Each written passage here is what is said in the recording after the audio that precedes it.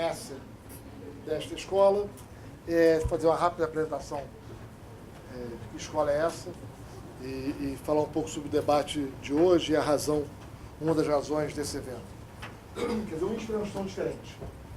Nós somos uma instituição privada, sem fins lucrativos, sem recursos públicos. A gente só não paga imposto de renda sobre lucro porque não tem lucro, né? Sem fins lucrativos. E todo o nosso superávit eventual é reinvestido na escola. E nós temos como regra na graduação garantir que todo mundo que passa aqui no vestibular, que passa nas entrevistas, nas avaliações, possa estudar aqui na escola. Quem pode pagar, paga, quem não pode, a gente arruma a bolsa. Então, a gente está aí gastando, uns 11 milhões por ano em bolsa de estudos. Somando, tudo mais somado. E o critério é renda. Então, abaixo do salário mínimo e meio per capita, tem até moradia, auxílio manutenção, uma garotada que vem, incrível, que vem de longe, todos os recursos nossos dos amigos. Minha mulher vem comigo e diz que vai ter dia que você parar de comer, não vão me convidar mais para jantar. Né? Que eu vou lá e passo, né? Vamos embora, gente. Eu estou brincando, é uma série de amigos hiper generosos que apoiam. Isso aqui é uma grande doação. Né? Os antigos donos, o antigo IBMEC, lá atrás, 14 anos atrás, resolveram pegar São Paulo e fazer disso uma doação. É o legado deles. Formação de excelência e ajudar o debate público com base em evidências, trazendo a melhor técnica disponível, formando uma gente bem treinada analiticamente, mas também com capacidade de trabalhar em equipe, para pensamento crítico, com valores adequados, compromisso com a sociedade. No fundo, nós somos uma grande doação da comunidade. Nós somos uma comunidade. Todos nós trabalhamos um pouco esse ideal, né, aqui de construir. É o que nos move estarmos aqui.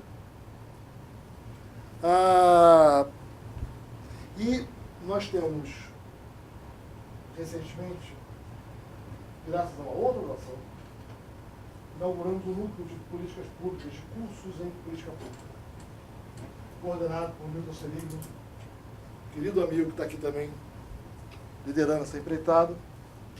E a ideia é ajudar a formação dos servidores públicos. Vamos, então, com um mestrado no MEC, para ser autorizado, para criar um mestrado em avaliação de política pública. Como você avaliar a política pública? Você avalia. Não é trivial, nada trivial. Como se desenha, nada trivial. Se fosse, a gente não gastaria tanto no Estado brasileiro para tão pouco resultado. O Brasil é um ótimo exemplo para o mundo, porque aqui você aprende com muita rapidez o que não deve ser feito. Boa intenção não leva ninguém a lugar nenhum. Boa intenção, é bacana, é legal. Em geral, naufrágio de recursos públicos. Então, um exemplo simples, o Brasil passou a investir muito em educação na última década. Muito. Na verdade, nos últimos 30 anos. O Brasil investia aí pouco mais de 1% em educação, hoje estão na faixa de 6% do PIB. De pouco mais de 1 para 6. Tem noção, os nossos pares, países parecidos com o Brasil, gastam 4. Chile, 4. Turquia, perto de 4. Todos estão melhores que o Brasil no PISA. E aí não é corrupção, porque não precisa de dinheiro, é tudo para salário. Educação é salário e prédio. Não tem. É folha de pagamento. O que a gente faz de errado, que a gente botou tanto dinheiro em educação e não ganha nada? Não, de errado, né? A gente gasta mais todo mundo. E país, não estou falando nenhum país desenvolvido, estou falando país como o Brasil. Eu trabalho recente no Banco Mundial, olha, saúde, em princípio, a gente pega já 30% a menos. Mas tem o mesmo resultado. Você compara com países parecidos. São técnicos olhando fronteira eficiente de produção. Eu tenho dados, microdados de vários países. Estamos também com um programa de, uma proposta mais tarde, um mestrado em gestão pública.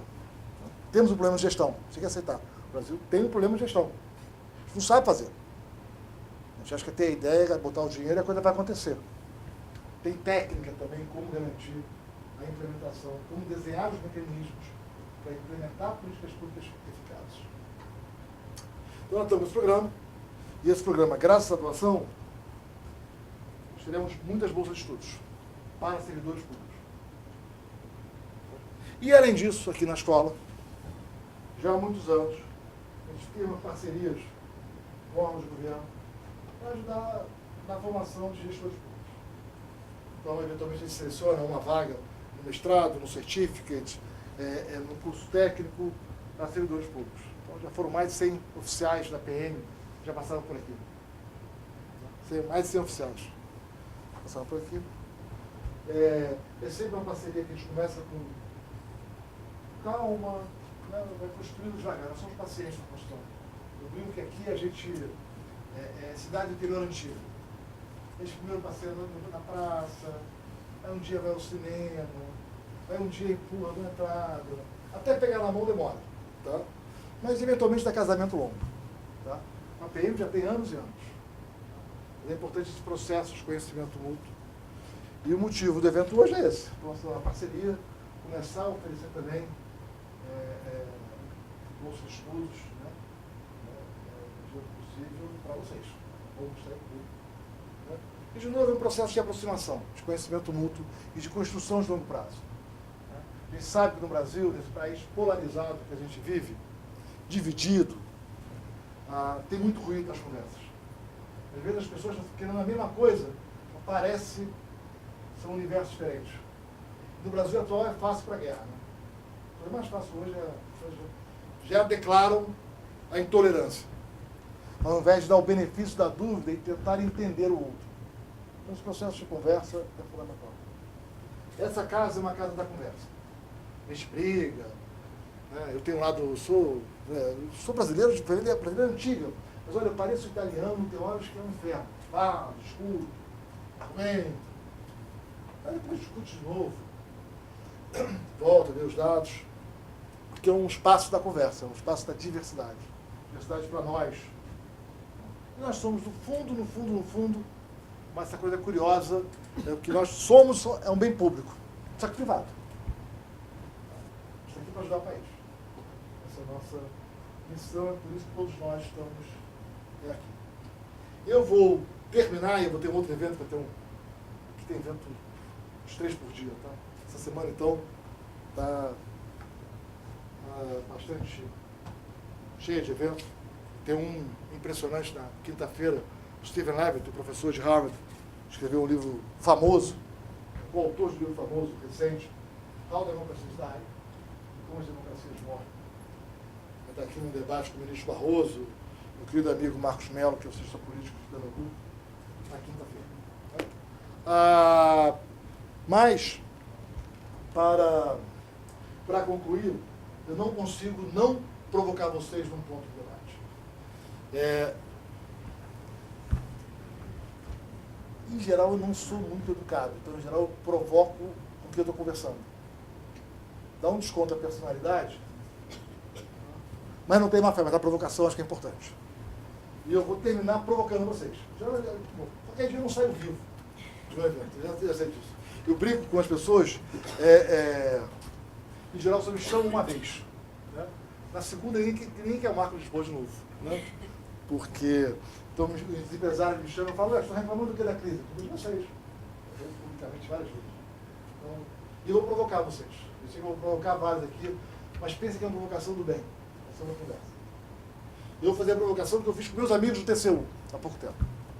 Eu sei que hoje, tanto o Ministério Público, como o TCU, como a CGU, como o Judiciário, têm uma preocupação em colaborar com o país. Querem ir além das suas atribuições usuais.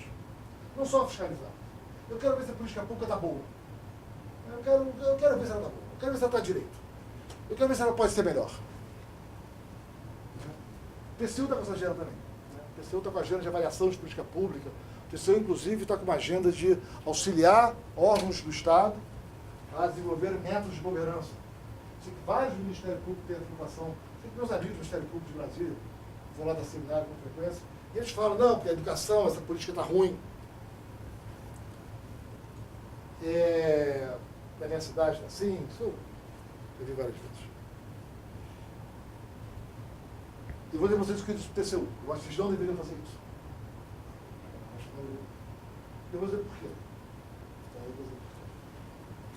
No setor privado, isso é muito comum. É proibido quem audita dar consultoria.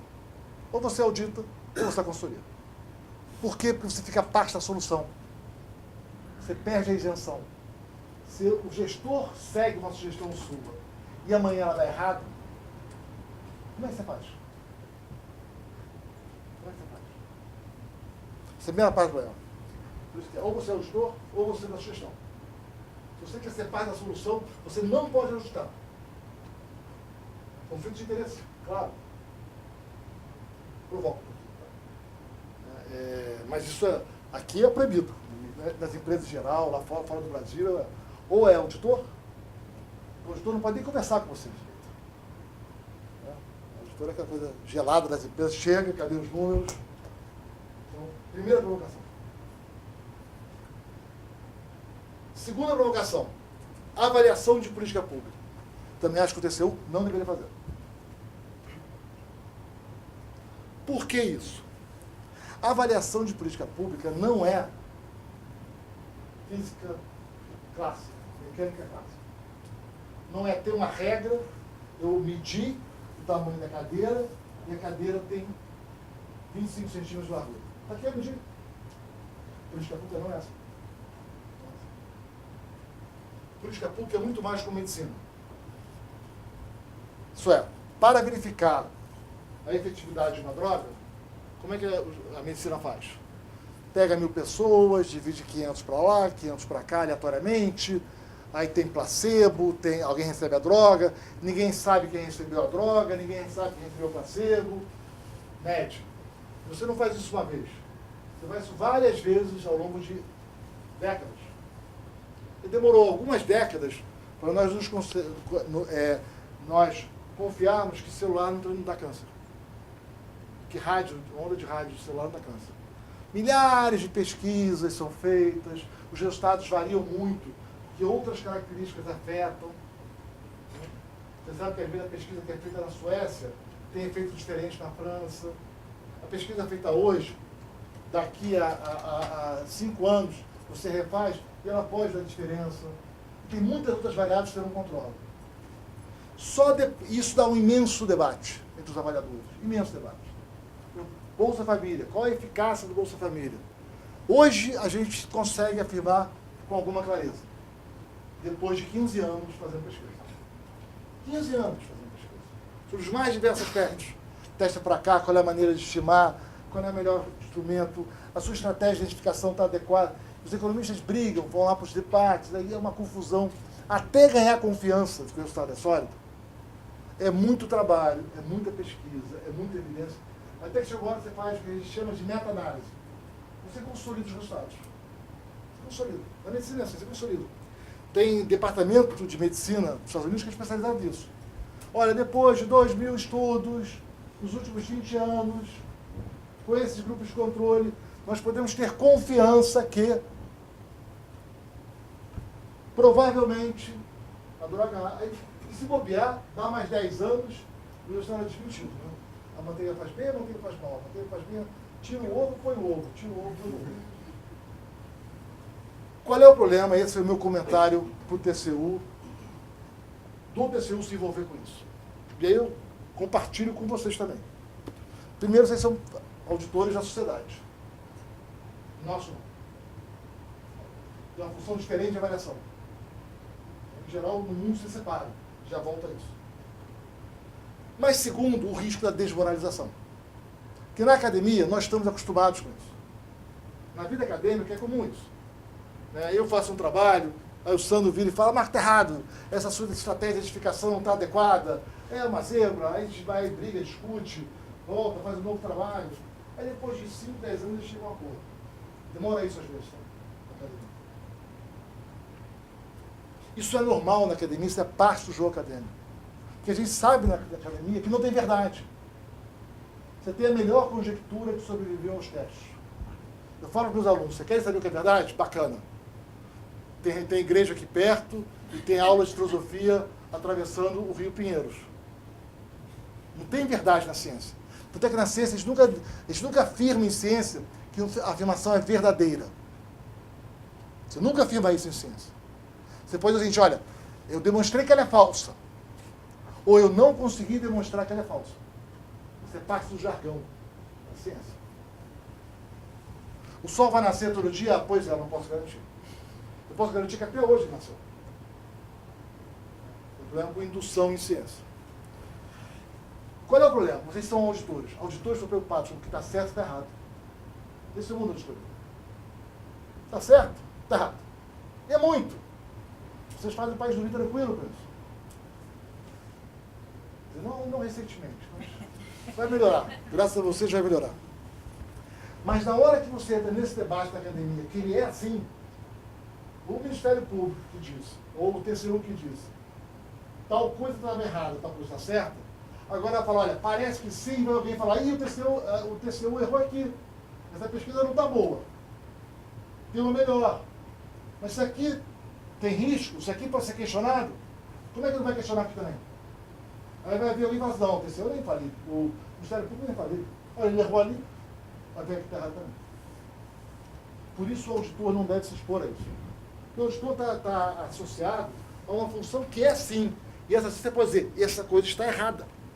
Essa prática não está adequada.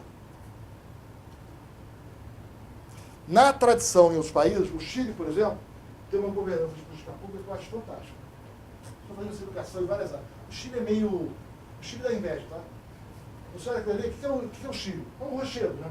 Grande. Isso é um rochedo, né? E nem é bacana, redondo, é uma tripa, né? O Chile é aquele país, se você passar de avião muito rápido, você perdeu, né? Você perdeu, querido.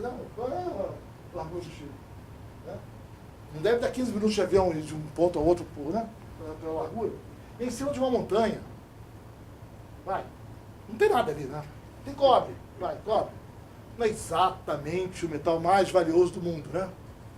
Não é. O que mais que tem? Ah, tinha salmão. Até que teve uma doença lá em 2008, quase destruiu o salmão negro. Salmão, vamos combinar? Salmão, eu não gosto do salmão, mas enfim. Mas não é exatamente um país rico, né? Salmão. E faz um vinho. Tá, vinho ali. Também não muda a economia de um país, né? Ainda mais aquela quantidade de madeira que tem ali. Mas enfim, tem gosto para tudo. Quer dizer, o Chile é um país rico. O Chile é 2 vezes mais rico que o Brasil. Aquela rocha no meio da montanha, que tem cobre, tinha um pouco de salmão e faz um vinho. Ai, cá. Meus amigos chilenos, se eu falando isso, vou apanhar tanto. 2 vezes mais rico que o Brasil, como é que pode? Muita coisa bacana na governança da política pública no Chile. No Chile, eles separam essas funções que eu mencionei. Você tem uma burocracia de Estado que executa a política. Essa burocracia é Estado, que ela executa. Você tem um governo eleito que fixa as diretrizes. A diretriz é essa, para cá, a política pública nessa direção. Quem executa tem quase autonomia, né? Tem mandato, né? Ele executa. Você tem um órgão que faz auditoria. Está certo, está errado. Opa, aqui não pode, aqui pode. E tem um outro órgão que faz avaliação. Todos são independentes. Nos países anglo-saxões também é assim. Talvez o exemplo que eu mais gosto é o da Austrália. Nova Zelândia. Também são outros países que fazem tudo direito. É impressionante como aqueles países são arrumados ali na governança da política pública. Por exemplo, a Austrália tem a Comissão de Produtividade. É um órgão que fica embaixo da Secretaria do Tesouro, que lá é o equivalente ao Ministério da Fazenda, com mandato, independência. O que eles fazem? Eles avaliam a política pública. Eles não recomendam nada, eles não fiscalizam nada, eles não têm nenhum poder, zero poder. Essa é parte de ser bom avaliador. O avaliador não pode ter poder. O avaliador avalia. Por que ele não pode ter poder? Porque ele sabe o que está fazendo quando está errado. E aí tem independência para avaliar. Se ele tem poder, ele interfere. Se ele interfere, ele perdeu a isenção. Então o avaliador não pode ter poder nenhum. Zero. Então, e aí é muito divertido os relatórios da Comissão de Produtividade.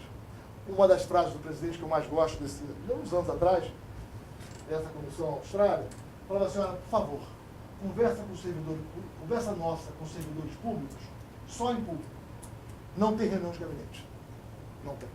Reunião é sempre audiência pública, aberta, onde não tem conversa.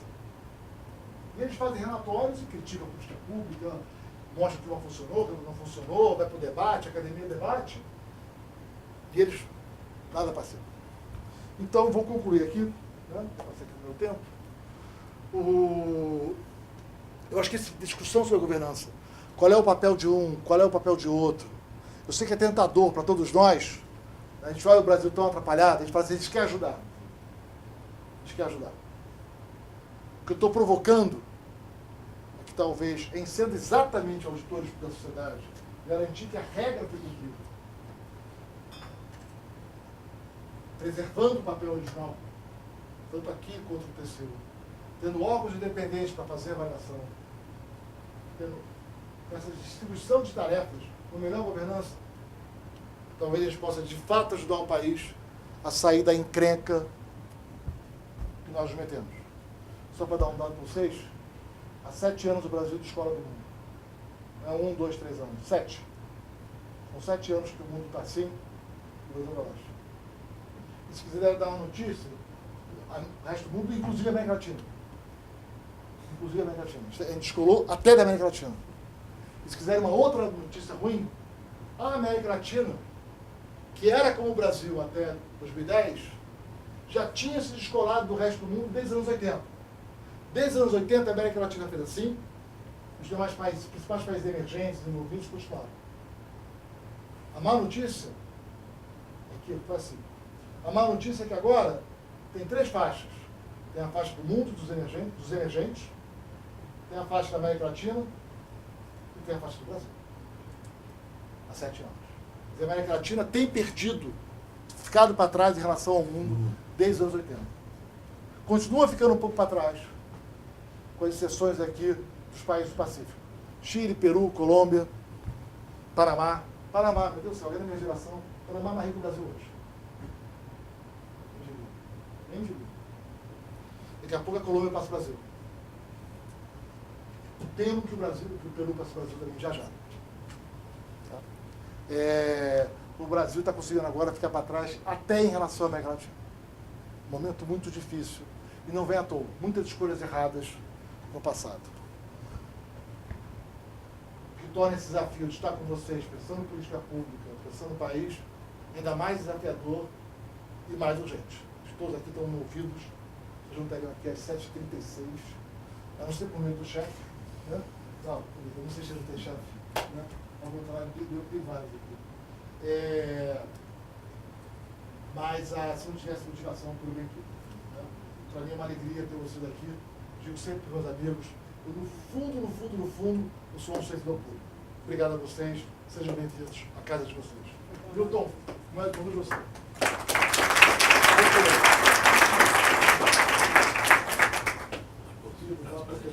Tem mais um agora, lançamento de livro. Tem que ir lá. Boa noite a todos. Como disse o Marcos, nós em 2016 iniciamos um projeto de transformar ou de criar dentro do INSPER um espaço para a área de políticas públicas. E esse espaço foi feito através de um estudo que nós buscamos não chover no molhado, não fazer nenhum curso que já houvesse no país e que fosse desenhado um conjunto de oportunidades para servidores públicos e para quem trabalha com o setor público que pudesse acompanhar toda a vida de um servidor público. Desde aquele que é um potencial servidor público, que são os nossos alunos de graduação, até aqueles que já estão no serviço público e podem melhorar a sua capacitação a partir de cursos executivos e focados nas suas atividades específicas. Não nos foi dito que tínhamos que trabalhar só com o Poder Executivo. E não nos foi dito que nós poderíamos criar cursos que tivessem veleidades de academia pura, vamos dizer assim. Que o nosso objetivo final fosse publicar bons artigos. Claro que nos interessa, mas não era esse o nosso objetivo. O objetivo é que tivesse impacto. E para que tivesse impacto, nós precisamos trabalhar com o servidor público, com as pessoas que prestam serviços na área pública, dentro das características que nós temos de não receber dinheiro público, não somos uma escola que busca esses contratos nesse sentido. Tínhamos que buscar, então, atender a isso dentro das restrições nossas. E aí estamos fazendo um conjunto de cursos e um conjunto de atividades nesse sentido. E, no meio desse processo, encontramos, por parte do Dr. Fábio Bechara, uma oportunidade espetacular. E nós agradecemos de público essa iniciativa de ter nos procurado e buscado criar uma parceria entre o Ministério Público de São Paulo e o INSPER, o que para nós foi, naquele momento, e continua sendo, uma enorme oportunidade de cumprir a nossa missão, de continuar trabalhando na formação de pessoas que trabalham dentro do setor público, criando impacto. Então, para essa oportunidade, buscamos, dentro dos nossos professores, o professor Paulo Furquim à frente, né? Mas o professor Marcelo Marquezine, o professor Sandro Cabral e o professor André Marques, entre outros, eu não quero cometer injustiça, mas esses diretamente, Manuel também, né, junto conosco aí nos programas, uma maneira de desenhar essa parceria. E essa é uma parceria que começa em aberto, no sentido de que a gente construa as maneiras dela poder se realizar. Ela vai começar se realizando a partir de uma pesquisa. E para que a gente possa conversar sobre como aprimorar o impacto do Ministério Público na gestão e políticas públicas, eu convido o Dr. Fábio Bechara e o professor Paulo Furquim para estarem aqui comigo, para que possamos conversar sobre esse tema e junto com vocês ir encontrando, não só hoje de noite, mas ao longo do tempo, oportunidades para que nós possamos não só participar das nossas atividades de pesquisa, como também dos cursos que nós estamos fazendo. Desde já eu queria aproveitar a oportunidade de dizer que já no dia 20 de outubro, agora desse ano, nós vamos apresentar um curso de, eu acho que de 60 horas, não é mais, é 40 horas, né? Sobre compliance no setor público, que eu acho que interessa e pode interessar bastante ao Ministério Público. Então fiquem atentos, esses cursos são sempre divulgados no nosso portal e nós estamos abertos a conversar com vocês sobre a participação do Ministério Público nele. Então esse já eu acho que dia 20 começa, tem impressão? Dia 20 de outubro, é um curso de 3 dias, cursos executivos que foca em profissionais que já têm uma certa senioridade, experiência na área para aprofundar. Então aqui nós vamos conversar um pouquinho, né? Vamos debater aqui junto com o Dr. Bechara, o professor Furquim, sobre os impactos que o Ministério Público pode ter na questão da gestão pública. Quem começa? Pode ser eu? Os dois? O anfitrião. Então, professor Furquim. Bom, pela nossa combinação prévia aqui, vamos conversar cada um expondo 15 a 20 minutos e aí depois a gente tem um espaço para conversar aqui, inclusive com a participação de vocês, né?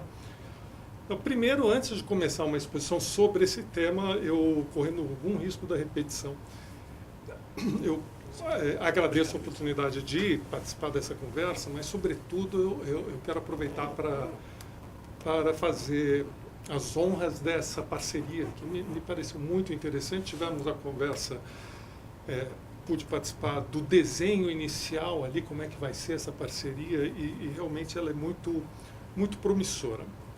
Pelos motivos que o Marcos e o Milton já falaram, e eu não quero repetir, nós temos aqui uma missão que está voltada a essa área de gestão e políticas públicas. O Ministério Público é um agente fundamental, e esse é o tema da nossa discussão, nessa área. Mas, além disso, né, nós temos aqui já uma tradição no INSPER em cursos de extensão na área de Direito. Vamos criar um curso de graduação em Direito. Então, essa parceria tem um papel até de nos iluminar, né, no desenho desse curso. A gente espera que a gente possa formar pessoas que sejam, que tenham essa capacidade de atuar, né, muito bem no Ministério Público. Temos aqui centros de pesquisa que estão nessa área, centro de políticas públicas. Criamos muito recentemente também um centro de regulação e democracia, que une essas partes de economia, administração e direito.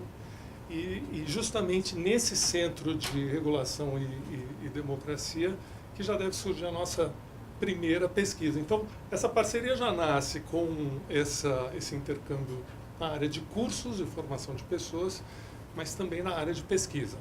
Essa pesquisa é uma pesquisa que vai reunir uma expertise nossa de análise de dados, e por meio de análise de dados em licitações públicas e de área oficial, a ideia é montar um modelo de screening, de detecção de possíveis fraudes antes de se materializar, né? E essa é uma pesquisa que vamos buscar submeter um projeto para a FAPESP, portanto ela tem uma característica de um lado acadêmica, porque ela vai ser financiada pela FAPESP, o Ministério Público é parceiro nosso na pesquisa, na realização desse conhecimento, um programa da FAPESP que justamente está voltado para a criação de conhecimento aplicado, que faça alguma diferença em quem está com as mãos na massa, né? Então, acho uma oportunidade incrível, né? Mas entrando aqui no nosso tema, né? Vou começar com uma proposição. A proposição é que a relação do Ministério Público com a gestão e política pública, ela é extremamente relevante e complexa. Não é pouco relevante, é extremamente relevante e complexa. O que eu vou, ao invés agora de procurar justificar em um nível mais abstrato, eu vou trazer aqui 2 casos reais e 2 artigos científicos que procuram justificar, ilustram por que essa relação é tão relevante. 2 vão tentar justamente mostrar. Um caso e um artigo, ela é extremamente relevante. Depois, um caso e um artigo, ela é extremamente complexa. E exatamente por ser relevante e complexa é que essa parceria com a academia é tão importante. Porque para resolver os problemas, ou pelo menos endereçar os problemas da complexidade, é necessário usar o campo mais amplo possível de conhecimento. Então vamos começar. Eu tenho um histórico de atuação na defesa da concorrência, no CAD, então naturalmente os meus casos são relacionados a isso. E, portanto, aqui a minha experiência está mais com o Ministério Público Federal, mas absolutamente extensivo ao Ministério Público Estadual. O primeiro caso, que é nessa área de defesa da concorrência, acho que todos sabem, o Ministério Público tem uma atuação fundamental, ele está dentro do CAD. Não só participa das sessões do CAD de decisão, mas ele acompanha o processo por dentro, né? E teve um papel muito importante, e teve um papel também na parte de investigações, né?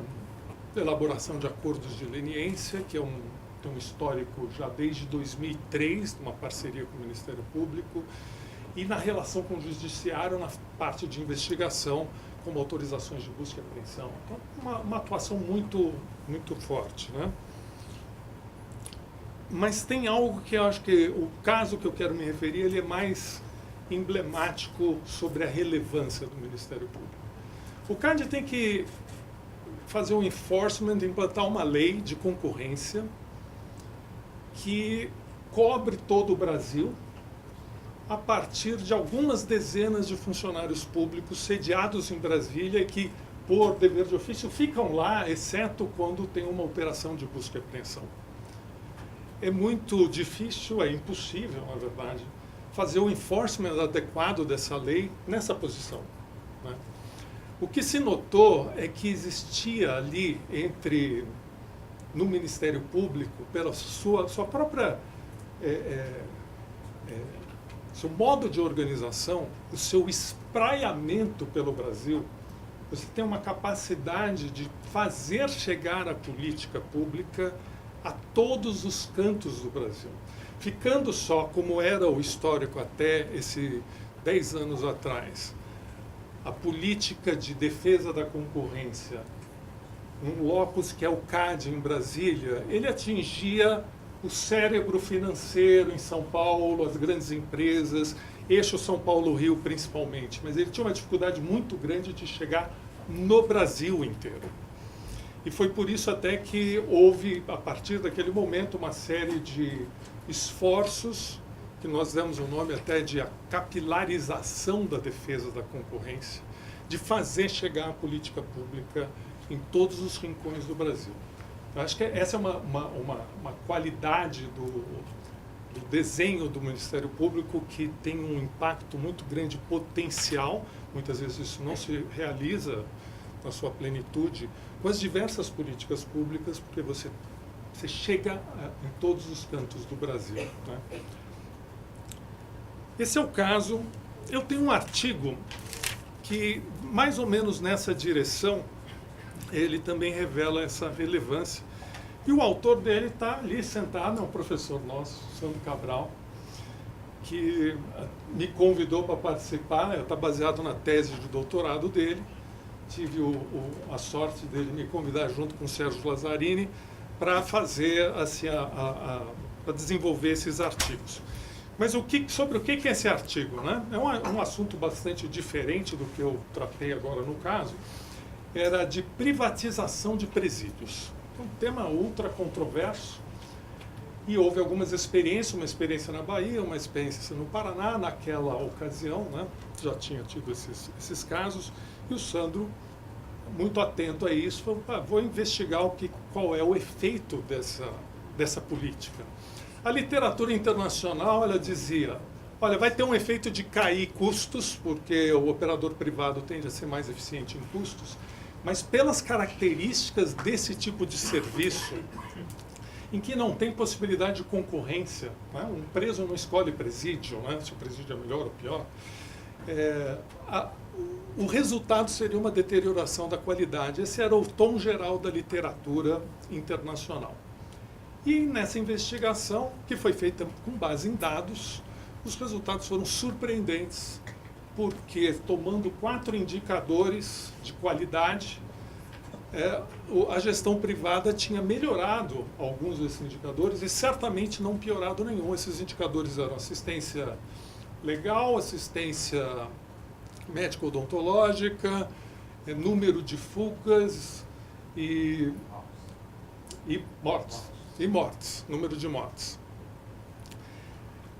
Como explicar isso? Então, esse foi o próximo passo. Como é que explica isso? E sempre colado no que estava acontecendo na realidade. E aí que se viu o modelo brasileiro é um modelo diferente de outros modelos, porque o diretor do presídio ele é um funcionário público, e do presídio que foi terceirizado por uma operação, né, de um operador privado, mas tem uma supervisão do funcionário público. Mas ainda assim é um terreno muito fértil para uma corrupção. É um ator público e tem a operação privada ali. E a grande questão é como é que esses resultados foram tão positivos e, portanto, se presume que não houve uma corrupção. Caso contrário, teria havido uma deterioração da qualidade. E aí que entra o papel que nós podemos identificar do Ministério Público, não apenas, mas também de ONGs que tinham o papel de watchdog. Esse caso era um caso que despertava muita atenção e, portanto, tinha um monitoramento constante de Ministério Público e dessas ONGs que estavam preocupadas com direitos humanos e tudo. Então, mais uma vez, relevância é muito grande. E pelo espraiamento e pela quantidade de áreas de atuação do Ministério Público em conjunto com a gestão de políticas públicas. Vamos ver complexidade. E eu vou começar também com um caso. Esse caso também da área de concorrência aconteceu em 2004, no Ceará. O que aconteceu ali, né? Foi uma entrada da Drogaria São Paulo, todo mundo conhece, atuava mais aqui no Sudeste, entrou no Nordeste, Fortaleza, e começou com uma política de descontos em medicamentos, uma política muito agressiva de descontos, né, para procurar ganhar aquele mercado. É claro, quando tem um choque de competitividade num mercado, tem empresas que estão com modelos de negócio mais antigos e começam a ter uma dificuldade de operar e alguns começam a fechar. E o Ministério Público, na ocasião, entendeu aquilo como uma predação, fez uso da Lei de Defesa da Concorrência, pensando, a ideia, de um modo geral, é, essa empresa entrou aqui para destruir a concorrência. Tá? E, preocupado com isso, abriu uma ação civil pública contra a Drogaria São Paulo e firmou um TAC, não só com a Drogaria São Paulo, mas com todas as farmácias. O que dizia aquele TAC? Que não podia ter desconto em remédios. Por quê? Porque a origem do suposto problema era muitos descontos em remédio. Mas o que significa isso para alguém que é da área justamente da defesa da concorrência, da lei de defesa da concorrência? Isso é uma modalidade que nós damos o nome de cartel. Né?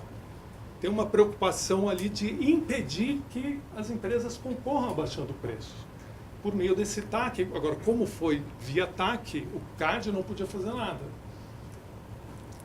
O que aconteceu com o passar do tempo? O CAD se manifestou contrariamente dentro da advocacia da concorrência. Houve, sim, muitas gestões do CAD junto com o Ministério Público para explicar quais eram os efeitos daquela medida. E com o passar do tempo, o TAC perdeu efeito e o caso no judiciário, a ação perdeu objeto, foi só em 2010. Tá? Qual é o meu ponto com isso? Que o Ministério Público atua em áreas que são de elevada complexidade, principalmente na interação com políticas públicas. Eu dei um exemplo de uma política pública, mas estão todas as outras, muitas vezes com pessoas que têm que atuar nessas vários tipos de política pública, educação, saúde, e muitas vezes firmando TACs cujo desenho tem implicações que são de grande complexidade. Não é fácil, é uma tarefa de elevadíssima complexidade desenhar um TAC, e seus efeitos podem ser muito grandes, muito positivos, mas também podem ser negativos. Eu trouxe um exemplo de um TAC cuja implicação foi negativa e foi reconhecida e foi retirada. Né? E só foi possível reconhecer isso pela interação dos órgãos que implementavam a política de concorrência com o Ministério Público.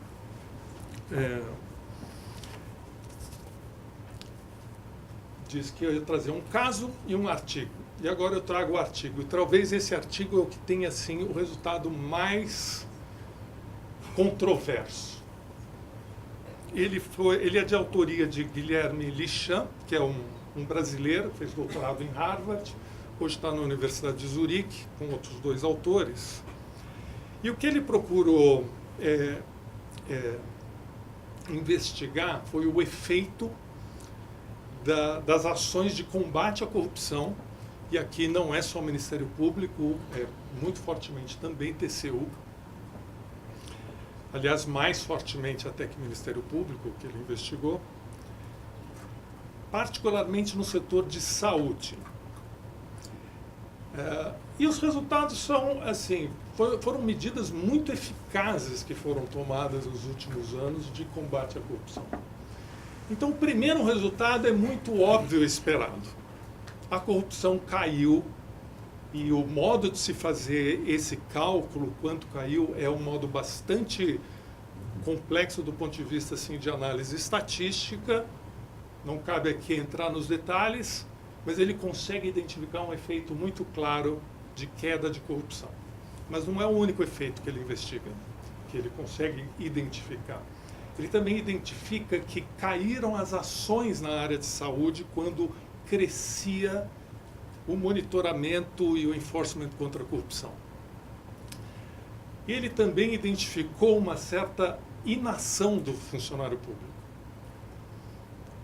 E no final das contas, os indicadores de saúde que ele verificou pioraram. E por isso que eu digo que é muito controverso. Fora de questão que o combate da corrupção é fundamental e que a corrupção causa males terríveis. Mas aconteceu alguma coisa ali que gerou um efeito lateral que afetou a qualidade do serviço de saúde. Qual é a explicação que eles dão? O trabalho estatístico simplesmente faz essa relação entre o enforcement maior e esses indicadores. A discussão do porquê é uma discussão que vem a posteriori. eles atribuem a isso ao que nós chamamos de over-deterrence. É um efeito indesejado em ações que são benéficas, em inibir ações que são benéficas. Então, por exemplo, um funcionário público que estava bem intencionado e estava procurando fazer uma série de coisas em prol do desenvolvimento da saúde, obviamente tinham vários outros que estariam fazendo ações de corrupção. Aqueles que estavam fazendo ações de corrupção diminuíam as suas ações de corrupção. Aquele que estava fazendo a decisão desejável pela sociedade, muitas vezes começa a se refrear. Ele se refreia, ele age menos no sentido positivo. E ao agir menos no sentido positivo, acaba tendo um efeito negativo. Então, isso aqui mostra o quão complexo que é fazer esse balanço de um combate à corrupção e, ao mesmo tempo, não inibir a ação do gestor público em buscar a política que seria a política a qual nós, como sociedade, colocamos ao gestor para ele buscar, nesse caso, melhorias dos indicadores de saúde. Portanto, eu concluo que, voltando à proposição inicial, né, é extremamente relevante. Teria vários outros casos aqui para mostrar a abrangência de efeitos do Ministério Público, nessa relação Ministério Público e gestão pública e políticas públicas. E é também extremamente complexo. É difícil dar uma resposta, eu diria que nós não temos ainda uma resposta sobre vários desses balanços, sobre esses trade-offs, esses efeitos que são colaterais, que muitas vezes as ações de monitoramento, controle e supervisão acabam também acarretando. E por isso mesmo que eu entendo que essa parceria é fundamental. Essa parceria ela abre para nós um campo muito rico de aprendizado e de geração de conhecimento, que é a nossa missão. E a gente espera que, de algum modo, ainda que marginalmente, a gente possa contribuir para a atividade tão relevante do Ministério Público. Muito bem. Antes de passar a palavra ao doutor Fábio Bechara, eu queria mencionar a presença e cumprimentar o doutor Ismânio, Procurador-Geral do Estado, dizer da honra que temos a sua presença aqui conosco e convidá-lo desde já a encerrar esse debate depois das palavras do doutor Bechara, que agora teremos a honra de escutar. Obrigado, Milton. Eu acredito que para nós do Ministério Público a importância estratégica dessa parceria ela é medida pelas pessoas que estão aqui e que integram a alta administração do Ministério Público. Além do doutor Ismânio, o Paulo Sérgio, que é subprocurador-geral de Planejamento, a doutora Tereza, que é vice-corregedora, e a Mônica e a Liliana, que são membros do órgão especial do Colégio de Procuradores, enfim, que são os órgãos máximos da administração superior do MP, sem falar de outros tantos servidores que aqui se encontram e colegas valorosos que enxergam certamente nessa oportunidade, nessa aproximação a importância estratégica e os benefícios que esse primeiro passo dessa longa caminhada do que isso pode gerar para todos nós. E não por outra, para ser bastante fiel aqui, né, eu queria também registrar o Manuel, que hoje é professor de vocês, trabalhou conosco no Ministério Público até 2008, não é? Então ele teve a oportunidade de vestir aí os dois chapéus, então com certeza isso cria para nós, inclusive, mais um elo, não é? De ligação que com certeza vai ser extremamente importante e relevante. Bom, eu queria fazer uma abordagem inicial, tentando dialogar com a fala do Furquim. Desde 2016, quando o doutor Ismânio assumiu a Procuradoria-Geral, o espírito, então, vigente foi de fazer com que a instituição ela pudesse ter um olhar bastante intenso sobre inovação.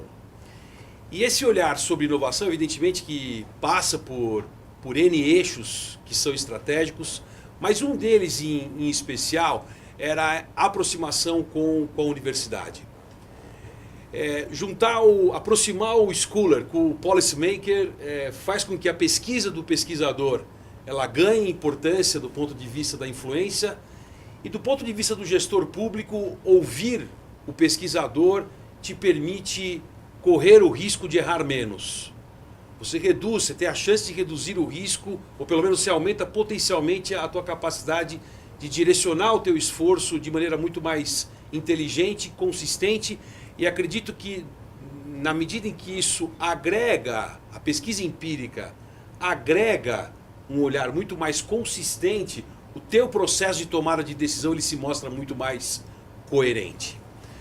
E nesse esforço, e aqui eu estou sendo muito resumido, né, nessa minha fala introdutória, a bater na porta do INSPER e reconhecer no INSPER um centro de excelência, parte no primeiro momento de um reconhecimento que nós temos também da importância e do peso que a instituição tem nesses últimos 30 anos na afirmação de direitos básicos da cidadania, que está longe de ser um processo inacabado e a gente não tem a menor expectativa ou a pretensão de que seja um processo acabado, é identificar cada vez mais a construção de canais que possibilitem um processo cada vez mais intenso de oxigenação da própria instituição. Esse jogo não é um jogo cartesiano, essa fórmula não é uma fórmula cartesiana. O processo dinâmico de transformação nos impacta também, e a gente pode pensar isso não só em iniciativas na área da infância e juventude, da educação, na segurança pública, na saúde, no controle da probidade administrativa, no enfrentamento da corrupção. Ou seja, o portfólio é extremamente variado, não é?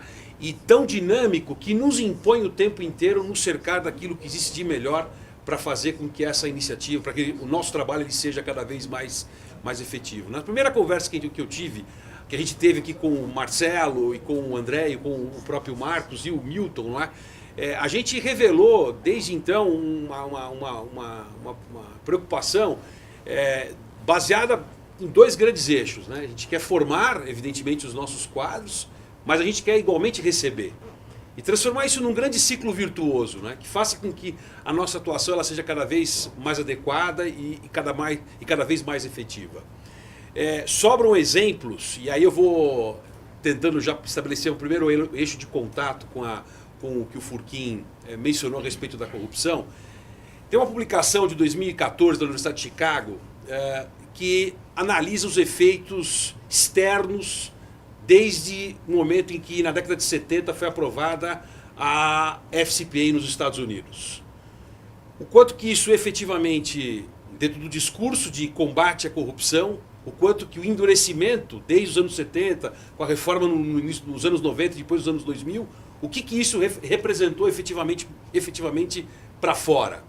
Você percebe claramente na pesquisa uma proteção muito clara da economia americana, dos interesses fora, e uma redução quase que insignificante, da corrupção para fora. Ou seja, esse olhar mensurado em cima de indicadores que sejam minimamente críveis, não é? Te permite, por vezes, uma reflexão muito mais organizada e consistente para estabelecer ou para entender que o discurso da instituição em relação ao enfrentamento da corrupção, para que lado que ele tem que estar mirado. Soma-se a isso, por exemplo, não é? Um relatório recente aí do Banco Mundial em parceria com as Nações Unidas, que se chama How Few and Far, que em 34 países da OCDE identifica lá desvios da ordem de 40 bilhões de dólares anuais, não é? E aponta a recuperação de 5%. Então esse olhar excessivamente criminalizador só para a corrupção e menos preocupado em tentar identificar mecanismos que te permitam mudar significativamente o teu eixo de atuação e de olhar para fazer com que você evite que isso aconteça, porque a gente já sabe, e esses dados acabam deixando muito claro, que há um grande incentivo para que a corrupção se sofistique, para que a corrupção ela procure cada vez mais outras brechas, exatamente porque o tempo de resposta de quem investiga e de quem responsabiliza é sempre um tempo insuficiente.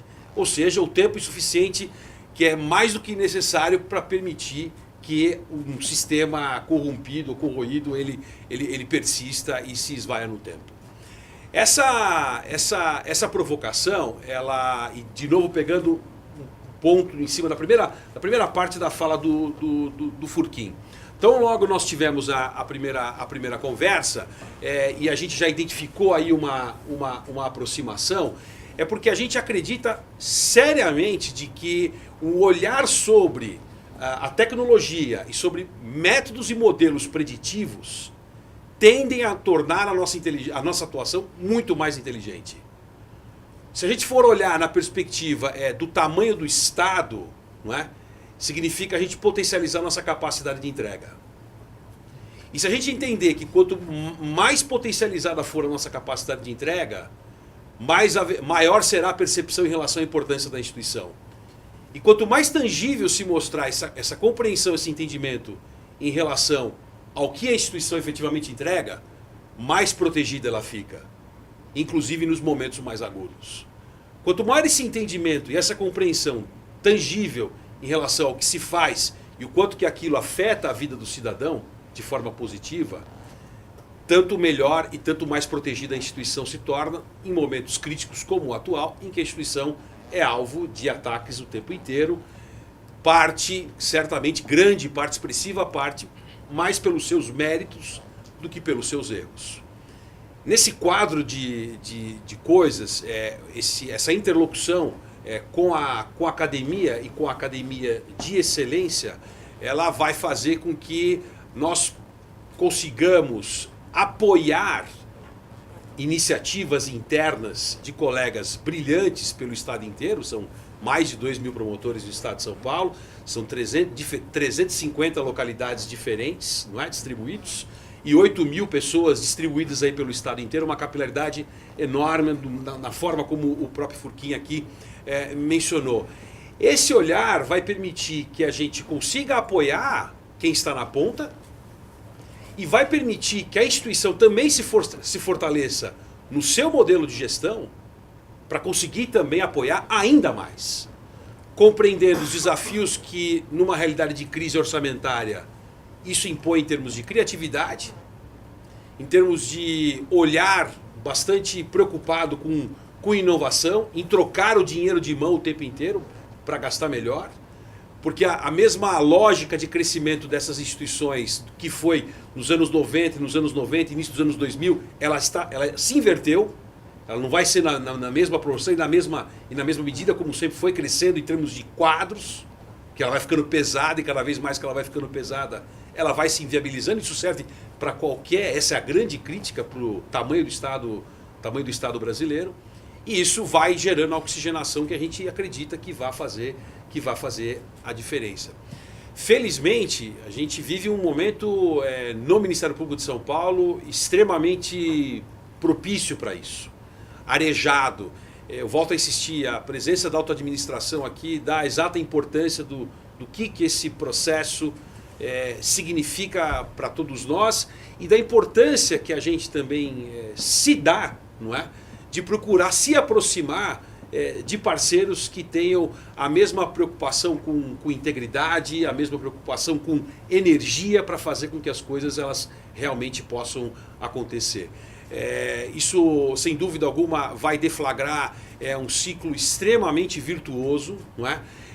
Eu não tenho dúvida de que a gente vai potencializar iniciativas fantásticas que a gente tem dentro da instituição para que elas sejam ainda melhores do que elas já são e em algum momento já foram, não é? Iniciativas como, por exemplo, de um colega nosso de São Bernardo do Campo, que criou um projeto de identificação de paternidade no estado de São Paulo de maneira muito simples e que já atendeu uma comunidade de quase 700 mil pessoas no estado de São Paulo inteiro, a custo zero, em parceria com o Poupa Tempo. Situações como essa que a gente tem a absoluta clareza que quanto mais sinérgico for o movimento de governança e aproximação entre os diferentes atores, de diferentes papéis, com diferentes papéis, o potencial de resultado ele tende a ser cada vez mais mais incrível e mais admirável e mais sustentável ao longo do tempo. Então eu queria, é muito mais uma fala de reconhecimento, não é, do significado que isso tem para todos nós. Sem dúvida alguma, é provocativo do ponto de vista do quanto desafiador é construir um indicador de uma política pública. Não é? Você construir indicador quantitativo significa pouco ou significa absolutamente nada na grande maioria das vezes, não é? Você dizer, eu lembro de um seminário uma vez na Polícia Federal, há muitos anos atrás, em que o indicador de apreensão de droga sempre foi dado como um indicador de performance. Só que o problema da droga e o problema da dependência e do consumo, ele era uma curva ascendente, não é? E nesse processo, a gente entende que nós não queremos substituir o papel de ninguém. Nós não queremos ser o Estado, a gente não quer ser o município. A gente entende a nossa vocação e a gente precisa, eu acho que quanto mais apoio a gente tiver para fortalecer a nossa verdadeira vocação nesse processo, talvez esse temor, né, de se vestir 2 ou 3 ou mais chapéus, que porventura possa até muitas vezes criar uma situação esquizofrênica, por que não? Não é? Ela fique mais difícil de acontecer. Por isso aqui fica o meu registro do absoluto entusiasmo que a gente tem em relação a essa parceria, construída acho que de forma muito transparente, respaldada o tempo inteiro no diálogo pela alta administração, pelo nosso procurador-geral Jean Paulo Ismânio, que junto com essa iniciativa e outras iniciativas vem produzindo transformações extremamente importantes na nossa instituição e com impacto imediato no dia a dia dessas mais de 8 mil pessoas que trabalham no estado de São Paulo inteiro. Obrigado, acho que era mais uma fala nesse sentido de colocar um pouco, de maneira muito informal, e agradecer vocês aí pela oportunidade. Muito obrigado, Dr. Fábio. Antes de passar a palavra a vocês, para que a gente possa fazer um pequeno sessão de perguntas e respostas junto com os dois apresentadores, só fazer uma pequena observação e contar um pequeno fato. Hoje está acontecendo aqui em São Paulo um seminário, um encontro sobre governo eletrônico, trazendo experiência de vários países e alguns deles realmente surpreendentes. E ele está em curso, termina amanhã, continua, e estava aqui presente o presidente da Estônia, o antigo presidente da Estônia, que acaba de entregar o governo para o seu sucessor, estava o representante desse processo no governo do Uruguai, tinha representantes do governo de Israel, da Índia. Então, são experiências extremamente interessantes. E me ocorre que, no meio dos debates, durante os debates, uma questão foi colocada, e aqui o Dr. Bechara citou várias vezes a palavra fantástica e mágica disso tudo, chamada inovação. Então, quando se discute o governo eletrônico e as formas novas de governo, todos nós que estávamos lá, não há como não deixar de perceber que há uma enorme oportunidade para um país como o Brasil, na medida em que você consegue aproximar a ação governamental da população, a partir do uso de tecnologias contemporâneas. E isso chega a dar um otimismo numa situação em que a gente vive, na medida em que você observa países, como a Índia, um país de dimensão grande como a nossa, mas a Estônia, que mesmo sendo um país de poucos milhões de habitantes, e bastante pequeno e bastante localizado, vinha de uma situação terrível, tendo sido dominada pelos nazistas nos anos 40, até o fim da Segunda Guerra, logo depois pela União Soviética, e quando ela renasce como um país independente, depois da queda do muro, ela se dá conta que ela perdeu o passo em relação à Finlândia, que era seu benchmark ali, aquela que não é a Península Ibérica, mas são dois países muito próximos um do outro, enquanto um ficou um país mais de 10 vezes mais rico que a Estônia, e a Estônia, nesse pequeno espaço de tempo, recuperou basicamente por conta de um projeto de aproximação do Estado do interesse do cidadão. Eu conto isso por quê? Porque inovação faz parte de um processo da inovação conviver com o erro. Conviver com o erro. Não se inova sem errar, sem correr para o erro, buscar o erro. E a partir daí os desafios que todos nós temos entre o erro e o uso indevido de uma política pública para beneficiar terceiros ou os próprios é muito tênue. E nós não vamos fazer isso sem que os organismos de controle estejam engajados em um pensamento dessa natureza.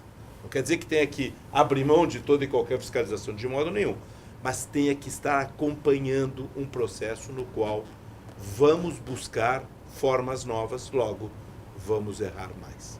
Então isso é um desafio que todos nós temos, e o Ministério Público, como o mais importante dos órgãos de controle e fiscalização, tem juntamente com todos nós. Então a palavra está aberta a todos, senhoras e senhores, para que nós possamos continuar um pouco mais esse diálogo.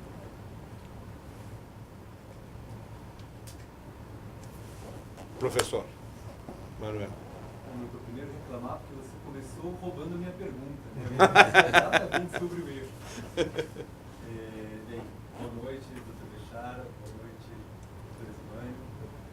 É um prazer estar aqui debatendo essa instituição da qual fiz parte durante 2 anos e aprendi muito.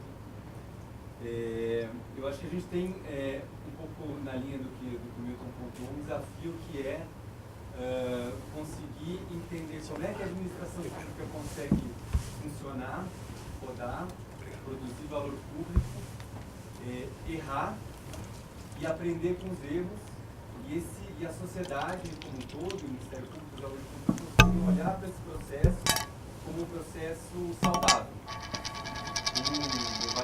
Tem a lenda de que se você não faliu pelo menos 3 ou 4 empresas, você não é respeitado. Só depois de ter tentado, errado, falido, tentado de novo, é que você efetivamente consegue aprender o caminho das pedras. E na administração pública a gente vive, eu falando com o meu chapéu de gestor público, a gente vive achando que a gente tem uma bala de prata que a gente vai ter que acertar, porque senão o TCU, o Ministério Público vão vir atrás, dizer, você desperdiçou recursos públicos. Então, o que eu queria perguntar como é que a gente consegue produzir uma relação entre executor e fiscalizador que entenda, consiga diferenciar o erro honesto, né, da corrupção. E como é que, já propondo linhas de resposta, como é que a gente consegue incluir, fazer com que esse erro seja um erro rápido e de pequena monta, né? Ou seja, errar rápido e errar pequeno, para que a gente consiga extrair todo o aprendizado do erro grande, sem ter que gastar tanto tempo da burocracia para mover a máquina, quanto os recursos públicos, quanto a expectativa da sociedade de solução que não vem quando o erro acontece. Acho que se a gente conseguir entender esse processo como um processo natural, a gente vai conseguir inovar dentro da administração pública e a partir daí conseguir produzir os resultados que a sociedade deseja e que não estão dados. Né? Ninguém sabe quais são as soluções que vão resolver a mudança da pirâmide etária brasileira pelos próximos 20 anos. Ninguém sabe exatamente como é que a gente vai resolver isso. Então a gente precisa criar soluções novas, daí que a gente conseguir mobilizar o conhecimento que a gente tem no executivo, no Ministério Público, no executivo governo para chegar nessas soluções. É a contribuição que eu queria dar e as demandas. A palavra do Dr. Bechara, depois você. Bom, a sua pergunta, na verdade, não é pergunta, né, mano? Acho que ela já é uma reflexão, né? E talvez, eu acredito que todo o processo de inovação, vamos pensar, acho que o momento zero dessa história, eu acho que mais do que qualquer outra coisa, existe um momento de escuta nessa história toda, né? Para você diagnosticar e qualificar um pouco melhor o próprio problema. Mas sem perder de vista, acredito eu, algo que a gente também convive muito na administração pública, você sabe muito bem disso, até uma figura de linguagem, né? Tanto bode dentro da sala, né? Que se aqueles bodes menorzinhos a gente consegue tirar, já vai sobrar tanto espaço que a gente consegue de certa forma construir aí uma trajetória para poder solucionar as situações que elas são mais complexas. 2010, se eu não me engano, teve um projeto que foi liderado teve um projeto no Ministério da Justiça, que era aquele programa Pensando o Direito, se eu não me engano, que envolveu a Escola de Administração da GV, mais a Controladoria Geral da União, o Tribunal de Contas da União, etc, etc, etc. E foi um olhar sobre dados de educação, saúde e assistência no município com relação à aplicação, exatamente por conta desse problema da interpretação do dado. Né? Quando que eu estou diante de um desvio que, de certa forma, eu posso qualificar isso como uma ação deliberadamente dolosa, ou quando aquilo era pura e simplesmente ou uma situação de incompetência, que por vezes acaba acontecendo muito, não é? Dentro de um universo muito menor, e aí com isso você conseguir criar de alguma forma diferenciações. E ali eles mostravam uma curva, né, de que mais de 60% daquilo que estava sendo qualificado dentro dos desvios dos municípios que foram pesquisados, mais de 60% na realidade se enquadrava dentro de uma faixa que poderia muito bem ser interpretado pura e simplesmente como problema de incompetência ou má gestão do recurso, e não necessariamente uma ação deliberada ou dolosa para desviar o recurso dos cofres públicos. Não é? É evidente que nessa equação entra igualmente, além do desenho institucional, né, o próprio amadurecimento das instituições dentro de processos democráticos também.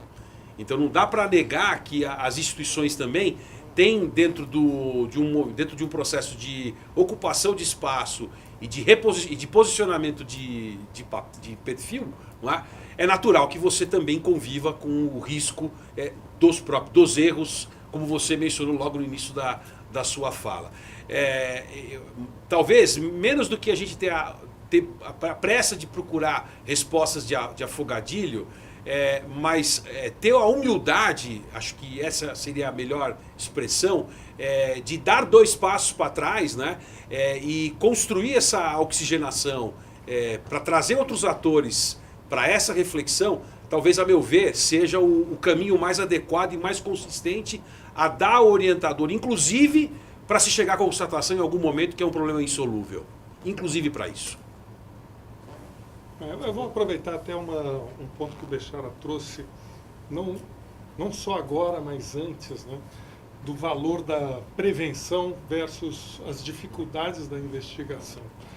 Bom, primeiro porque essa separação do que é um erro do exercício da atividade genuíno e legítimo daquilo que seria realmente um ato de corrupção, mal feito. Então, isso é extremamente difícil a posteriori. Né?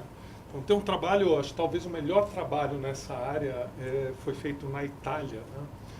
Tem indicadores muito parecidos com o que o Bechara citou, são cerca de 90%, que é o que eles chamavam de mismanagement, né? Ou seja, erros, né?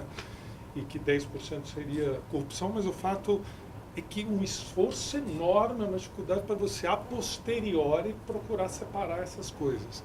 Então o melhor seria realmente no processo anteriormente, talvez na geração da intervenção pública, ter a participação do Ministério Público, acho que é interessante.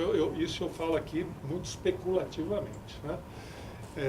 Mas para que isso seja eficaz, é importante, e aí eu interpreto, então, não sei se a minha interpretação é correta, que existe uma métrica dominante no Ministério Público de minimizar os malfeitos.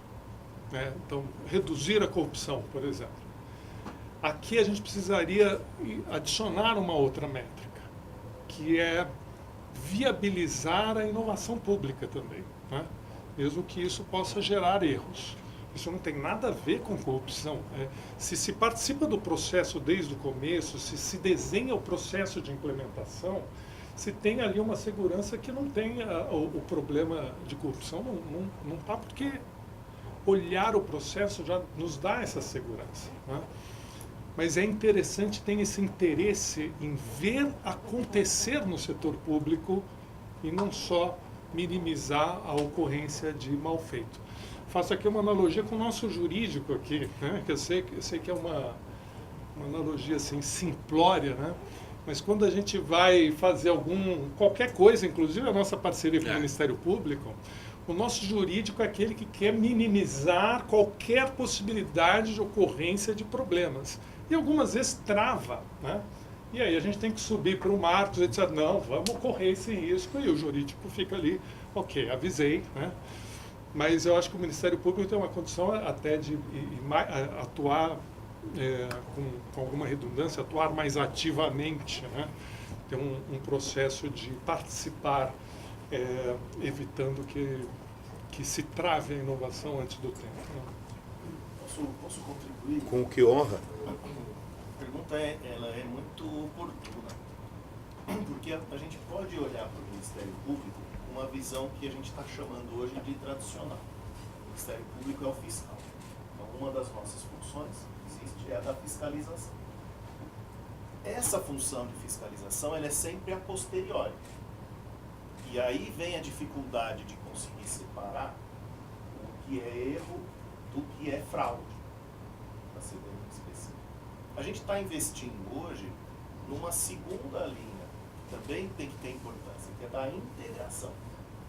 Então o Ministério Público também pode ser parceiro, ou seja, ele pode estar dentro de algumas premissas, né, que vai pensando, e ele pode estar junto, né, produzindo algumas políticas ou algumas normativas que são aí de integração. Né? E aí entra o que a gente, um dos escopos de buscar a universidade, que é como a gente vai fazer essa atividade de prevenção, né? Que é, acho que é a grande pedra de toque que a administração pública precisa. Porque uma das coisas que eu tenho ouvido muito nas conversas com os gestores é que hoje os gestores estão com medo. Eles não querem assinar, eles não querem realizar, né, porque eles estão temerosos de vir a sofrer ações, enfim, consequências que são graves. Então a gente precisa encontrar o instrumento para a gente poder destravar essa questão e ajudar o bom gestor. Na verdade, o que o país precisa é encontrar os seus bons gestores, né, de que eles queiram fazer a gestão pública e que o país possa, né, apoiá-los na boa gestão pública. Acho que esse é o caminho. E o que eu acho também, gostaria de trazer, é que acho que uma das possibilidades que a gente vai ter que trabalhar é acertar os procedimentos. Ou seja, fazer uma concertação de procedimentos. Se os procedimentos são esses que nós consertamos, que são os adequados, o erro faz parte da possibilidade. E aí é erro mesmo.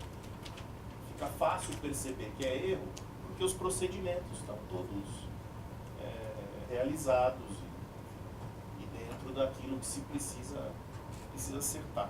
É isso que eu queria contribuir e agradecer. Excelente. Por favor. Queria aproveitar também para perguntar se eles entendem que a criação de indicadores de impacto de gestão política pública não pode ser aprimorado com uma maior integração do Ministério Público com o Tribunal de Contas. Eu digo que eu sou servidora do Tribunal de Contas aqui do município e no trabalho interno a gente percebeu que nos últimos 10 anos houve uma comunicação muito mais eficiente, no sentido de pedir requisição, você tem uma ação civil pública aí, empresta um documento, nesse sentido. Agora, talvez a criação de indicador possa auxiliar no controle prévio da atuação. Eu queria saber se... Você quer contar, Fábio? Não. Nós estamos para assinar um convênio do Tribunal de Contas. Nós já assinamos um com o Tribunal de Contas da União. Assinamos um com o da União e estamos agora para assinar um com o Tribunal de Contas do Estado. Que é exatamente nessa linha que você está colocando. A ideia é colocar as duas instituições para fazer um trabalho de prevenção e marcar esses indicadores. Pelo que a gente assistiu lá no Tribunal de Contas, eles já têm uma série de dados que são indicadores de questões de saúde, transporte, educação e outras tantas da gestão pública dos municípios. Né? Paulo deve ter. Né? E aí, a ideia é que o Ministério Público se aproxime do Tribunal de Contas, respeitadas, evidentemente, as autonomias, né? Mas para poder avançar nessa coleta de dados e poder trabalhar junto com o gestor. Né? Por exemplo, nós estávamos conversando com o ministro da Segurança esses dias, que veio para São Paulo, conheceu o GAECA, e ele disse da questão carcerária. Segundo ele, o maior problema dele é conseguir gastar o dinheiro que ele tem para poder realizar aquilo que a lei de execução e outros exigem de estabelecimentos que possibilitem a reinserção social, a reintegração. Uma série de medidas que a lei já prevê e outras tantas que ele quer implementar de reinserção social do condenado, que é hoje fundamental, ele não consegue gastar o dinheiro. Aí eu perguntei por quê? Porque os municípios, os estados não têm capacitação de fazer projeto de execução ou de planejamento para encaminhar para o governo federal para obter a verba que o governo tem. Ele falou que ele devolve todo ano, né, ou vai devolveu ano passado, um monte de verba porque os municípios e os estados não conseguiram, né, fazer um gasto. Então, se a gente conseguir enxergar pelo Tribunal de Contas por que o município não conseguiu gastar na educação, não gastou na saúde, não gastou... Enfim, estou dando exemplos, eu não sei, ainda não sei onde gasta ou onde não gasta. Mas a gente conseguir enxergar esses dados, evidente, isso não vai ser função necessariamente do Ministério Público, mas é função do Tribunal de Contas, por exemplo, né? Conseguir avançar. E o Ministério Público junto dá essa garantia, né, de que a atuação, a análise do que está sendo feito em conjunto. Você chama o promotor da comarca, você chama os técnicos do Tribunal de Contas da comarca. Né? E a gente está trazendo também aí outras universidades, né? A GV também, assim como o INSPER também está trabalhando conosco. Fica aí o convite para o INSPER também trabalhar em conjunto. Excelente. Nessas questões aí de políticas públicas para a gente poder avançar bem exatamente onde você... E o Tribunal de Contas do município, você conseguir fazer o contato. Para a gente vai o Fábio, mais uma missão do Fábio poder realizar. Esses convênios ficam todos aí com ele. Nessa linha, né, o escopo, inclusive, é a gente, de alguma forma, conseguir avançar para construir um indicador de eficiência do gasto público. Não é? E com isso você estabelecer camadas diferentes, né, e permitir exatamente uma visualização de modo que a tua intervenção junto ao gestor ela seja muito mais colaborativa do que de responsabilização, né? Ou seja, seja uma abordagem no momento muito anterior. É como se você tivesse que chegar no lugar e enxergasse o problema de um jeito muito mais consistente em cima do que os dados já disponibilizados te dizem sobre aquela realidade, de modo seja na saúde, na educação, enfim, onde for, e a tua intervenção ela fica mais qualificada, né? De novo, na mesma forma do projeto que o Paulo está à frente, né? Buscando modelos preditivos, enfim, criando quase que criar um grande dashboard mesmo, e a partir desse dashboard você ter uma atuação muito mais refinada e adequada. Palavra à disposição. Por favor.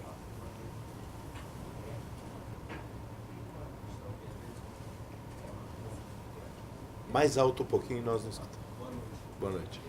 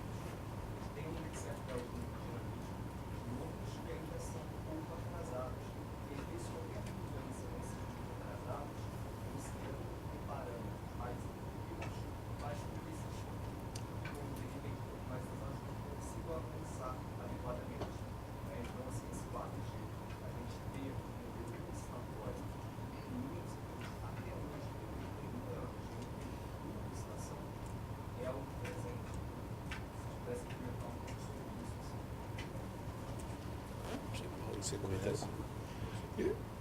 Eu comento fazendo o disclaimer inicial que eu não conheço, não sei se houve ou não houve, vou tomar como a sua declaração como fato aqui, pelo menos para a nossa conversa, né? E eu separaria duas coisas. Uma é realmente muito crítica e de difícil solução, que é o caráter de urgência que faria a dispensa de licitação. Por que isso é tão complexo? Porque ele é verdadeiro, né? De fato, muitas das circunstâncias, não fazer nada é muito mais danoso à sociedade do que fazer sem adequada supervisão, né? Ao mesmo tempo, permitir a situação chegar nesse ponto é algo complicado, né? Porque aí estamos sujeitos a esse problema, né?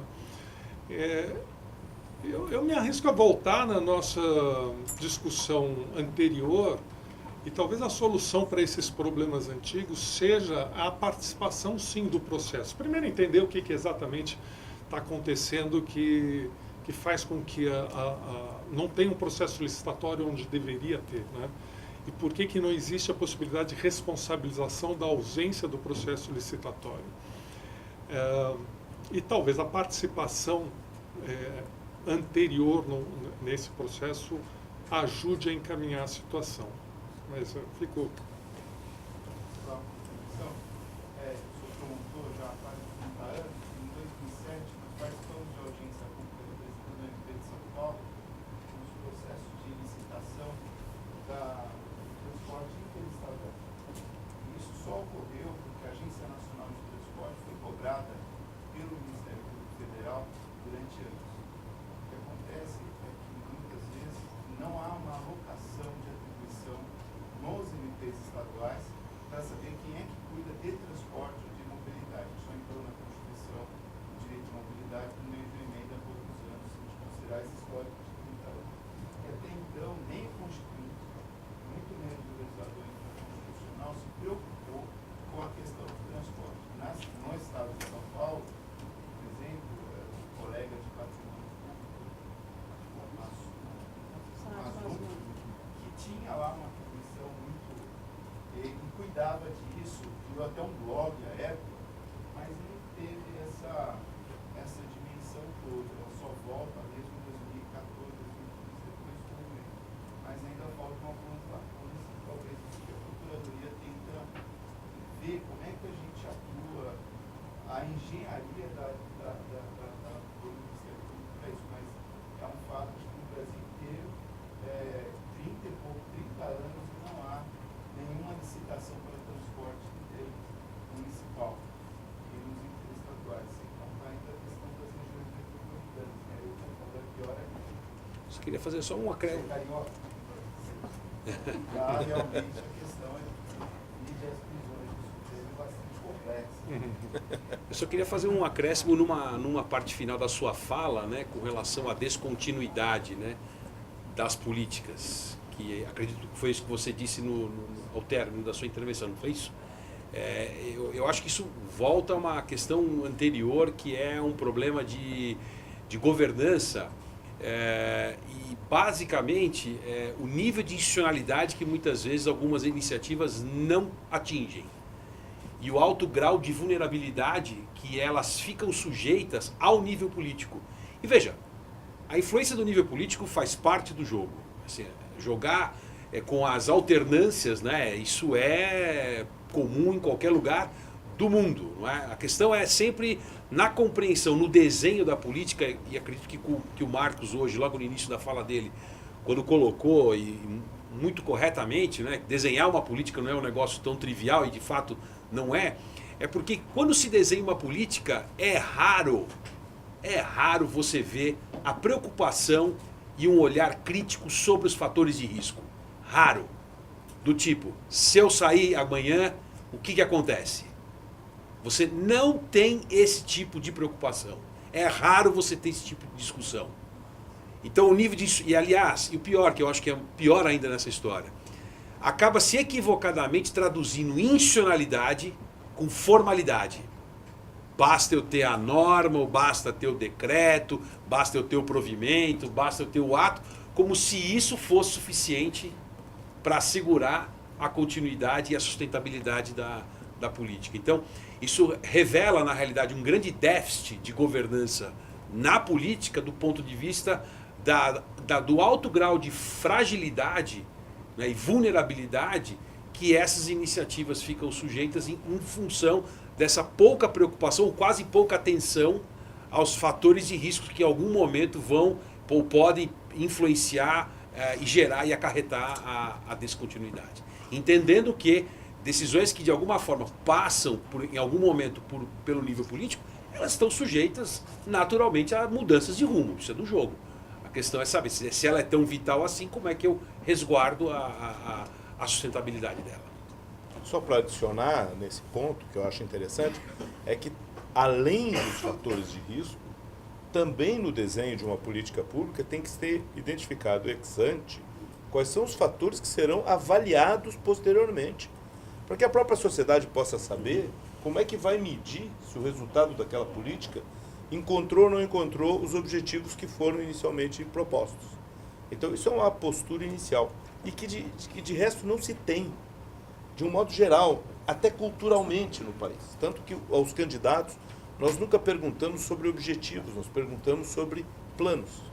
Quer dizer, qual é o seu projeto, quais são os seus passos que serão tomados nessa política. E não aonde vamos chegar, que é o que interessa, ao final das contas, né? Aonde vamos resolver isso aí. É bastante interessante esse ponto. Alguma pergunta a mais, para poder passar a palavra ao doutor Ismânio para encerrarmos esse encontro? Doutor Ismânio, então eu lhe convido para encerrar. Peço que o senhor... acho que pode ficar aí. Qualquer cantinho, será eu sento aqui do lado. Obrigado. Bom, primeiro, desculpas. Hoje foi um dia cheio de eventos, eu estava no Tribunal de Justiça, não consegui chegar a tempo de participar do início, mas é importante mostrar a vocês que o Ministério Público, enquanto instituição, tá, como falou o Fábio, é muito esperançoso desses convênios que nós fazemos com a universidade ou com as universidades, porque para nós esse é um caminho, né, que nós devemos trilhar para melhorar não só a nossa própria gestão, melhorar aquilo que o Ministério Público faz para dentro, mas também melhorar aquilo que o Ministério Público faz para fora, né, no atendimento dos direitos da sociedade. Queria agradecer então ao Dr. Milton Seligman, que é coordenador dos programas de cursos de gestão das políticas públicas, que aqui nos recebe, né, pedir, né, a ele que transmita toda a direção, a presidência do Instituto, né, a nossa alegria de poder estar aqui numa parceria que eu espero que seja a primeira de muitas, viu, professor? Agradecer ao professor Dr. Paulo Furquim de Azevedo, coordenador do Centro de Estudos e Negócios do INSPER, esperamos também estar juntos em muitos caminhos aí que serão, sem dúvida nenhuma, um marco para a nossa instituição. Agradecer ao Fábio Bechara, né, o gestor, né, eu posso falar para vocês como gestor, que é o que há 2 anos tenho feito e serão agora mais 2 anos de complementação. E também é uma experiência importante, porque nós saímos dos processos, né? A nossa formação é jurídica, a gente atua em processos e aí de repente a gente acaba se vendo como gestor de uma instituição, tem aí mais de 8.000 pessoas, e, enfim, né? Tendo que responder a todas essas questões que a sociedade hoje exige. Então, para isso, né, nós criamos uma secretaria executiva, e eu trouxe o professor Fábio Bechara, que tem um caminho acadêmico muito expressivo, mas também é um colega do Ministério Público também com muita experiência na atuação profissional. E criamos essa secretaria executiva exatamente para dar vazão a essas questões que a gente está hoje colocando para vocês, né? Realizar não só projetos que os promotores tenham, sejam projetos da instituição, realizar projetos da Procuradoria-Geral, né, que são os nossos projetos de gestão. E para isso é fundamental a integração É fundamental que a gente esteja junto, sobretudo com as universidades, que são os centros de excelência do pensamento, da discussão. Acho que a aproximação das instituições públicas com a universidade, como já bem falou o Fábio, vai trazer um ganho, com certeza, para todos nós.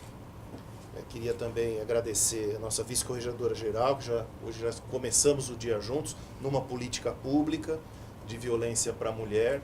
Hoje nós começamos o nosso dia realizando, junto com a Prefeitura de São Paulo, uma política de emprego para mulheres que são vítimas de violência. Um projeto também idealizado por uma promotora, que nós trouxemos não só a Prefeitura, mas também a ONU, ONGs, enfim, empresas privadas. A ideia é que o projeto chama Tem Saída, para que as mulheres vítimas de violência consigam encontrar um emprego, uma maneira de se sustentar para poder deixar o ambiente de violência em que ela vive, que ela tenha emancipação suficiente para poder caminhar. Então são políticas públicas que o Ministério Público tem desenvolvido junto à sociedade. Nós começamos o dia e eu queria saudar a Tereza, colega querida desde o tempo da faculdade, que hoje tem feito um trabalho maravilhoso na corregedoria. E é importante que a gente possa estar com a instituição unida, e como falou o Fábio, vir com o peso da administração superior para poder encontrar esses caminhos aí importantes e novos que nós precisamos traçar. Também saudar a doutora Liliana Mortari, que hoje é membro do órgão especial, é a mais votada do nosso órgão especial, já esteve no Conselho Superior, portanto também representa a administração superior do Ministério Público, também é uma companheira de muitos anos também, dos contemporâneos de universidade. Então é importante que o Ministério Público possa, com o seu órgão especial, o seu conselho, também estar participando junto a vocês e poder ouvir, poder fazer os contatos. É importante essa integração que nós estamos realizando hoje aqui.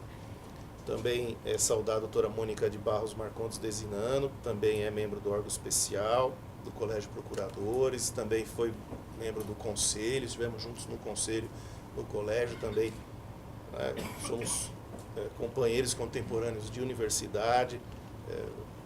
Acho que não é à toa que estivemos juntos na universidade e hoje podemos atuar na administração superior do Ministério Público. Acho que é uma mentalidade que a gente consegue trazer para a instituição e realizar alguma coisa que possa ser inovadora junto dos senhores. O Paulo Sérgio de Oliveira e Costa, que é subprocurador-geral de Planejamento Institucional. Quando nós assumimos também, nós precisávamos de alguém que tivesse experiência em gestão pública. O Paulo tem, ele já foi gestor da FEBEM, hoje Fundação Casa, já teve na Secretaria de Assistência Social. E o Paulo é o responsável hoje por toda a gestão e planejamento de gestão do Ministério Público. Então, como gestor e com o apoio e a visão do Paulo, a gente consegue não só encontrar soluções para o presente, mas também preparar a instituição para o futuro dela, fazer o planejamento. E eu acho que isso que nós estamos fazendo aqui também diz respeito ao futuro do Ministério Público. Como é que nós vamos conseguir atuar e melhor, de maneira mais eficaz, nesse controle das políticas para atendimento de direitos sociais e individuais. Então, é fundamental que a gente tenha esse time que possa dar vazão a essas questões. E, se Deus quiser, quando a gente terminar a nossa gestão, nós vamos deixar o Ministério Público preparado para realizar aquilo que ele tem que realizar no momento e também no futuro institucional. O Eduardo Dias de Souza Ferreira, que está aqui, já conversou com vocês, é um promotor de justiça de direitos humanos da área da infância. Já há muitos anos também estamos juntos, ele tem uma experiência enorme no Ministério Público, é professor universitário da PUC, estamos juntos também há muitos anos. E é importante falar da infância para mostrar uma coisa aos professores e a vocês. O Ministério Público dos Estados, ele tem uma capilaridade muito maior do que o Ministério Público Federal, porque ele está nas comarcas, ele está nos municípios. E ele tem atribuições que são muito mais focadas nos direitos da cidadania. Infância, idoso, o consumidor, meio ambiente, mas dentro desse enfoque, né, de questões de atuar naquilo que o cidadão necessita diretamente. Né? Então, a saúde, quando nós atuamos na saúde, é porque os processos que existem para obter tratamento, remédio, eles são todos da Justiça Estadual. Eles são todos do Ministério Público, de intervenção do Ministério Público Estadual. Então, para dar um outro exemplo de política pública que a gente atua, nós criamos um programa que chama Acessa SUS. E junto com o Tribunal de Justiça, a Defensoria Pública, Secretaria Municipal de São Paulo e Estadual de Saúde, para poder, em qualquer ponto que a pessoa procure o serviço, se ela vai ao Ministério Público, ou à Defensoria, ou ao Judiciário, ou ao Estado ou ao município, a gente possa conversar antes, uma integração antes, para tentar resolver o pleito antes de judicializar. Porque o que a gente percebeu? Isso depois de contato com o secretário da Saúde, governador, enfim, que um terço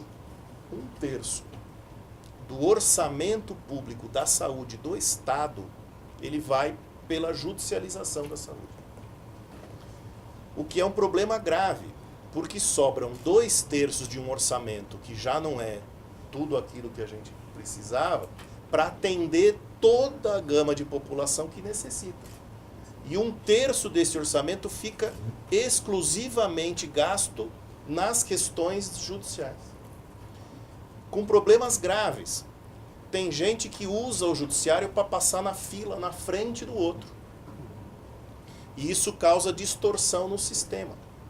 Agora, como é que a gente percebe isso? Como é que um promotor ou um juiz, na hora de decidir um processo, consegue perceber que ele está atuando de forma a distorcer o processo, ou de forma a distorcer o orçamento, ou de forma... Como é que essa percepção é feita? Então é com isso que a gente se deparou, porque quando você recebe o processo, você vê o caso individual. Você sabe quem está pedindo, você sabe o que ele está pedindo e qual é a posição do gestor, né? Se tem, se não tem, se pode, se não pode. A gente não tem essa visão global, mas ao mesmo tempo você tem que atuar e decidir. Tem gente precisando, doente, morrendo. São decisões complicadas de serem tomadas. Então isso tudo, esse programa, nós já conseguimos reduzir em São Paulo 15% da judicialização. Resultados que são comprovados com esse projeto de políticas do Acessa SUS. Né? Isso é uma economia enorme para a gestão pública de saúde. Então, são essas questões que nós queremos trazer à academia para nos ajudar a enxergar coisas que a gente não está enxergando hoje, por exemplo, né? Ou nos ajudar a enfrentar com as inovações, com uma outra visão, com uma outra formulação, que a gente possa fazer uma resposta, possa dar uma resposta, né, mais eficaz, de maior eficiência, né, criando parâmetros, criando, né, as marcações necessárias, tanto da atuação do MP, né, porque a gente também precisa trabalhar para dentro, como eu disse. Né? Uma das críticas que se faz é que a gente não tem uma unidade de atuação. O promotor de uma comarca faz de um jeito, da outra comarca faz de outro, da outra faz de outro, e a gente não sabe exatamente o que é que deve ser feito ou não. Né? Então a gente precisa trabalhar internamente essas questões também. Né? Não é só melhorar aquilo que a gente faz para fora, a gente precisa melhorar aquilo que a gente tem para dentro. Então é um convite que está sendo feito, né? E vocês podem ter a certeza de que nós estamos muito esperançosos e temos a certeza, a convicção de que são esses convênios que vão fazer com que a gente alcance esses objetivos que estão aí postos. Então, muito obrigado pela oportunidade. Para nós é uma oportunidade realmente importante.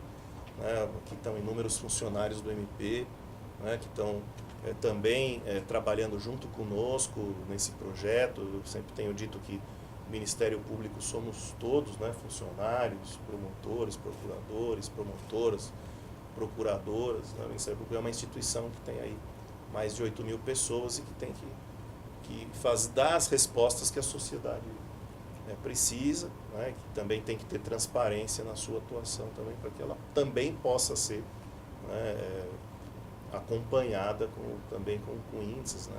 Quem sabe a gente chega num momento de estabelecer metas, índices e de atuação também para dentro do Ministério Público, né?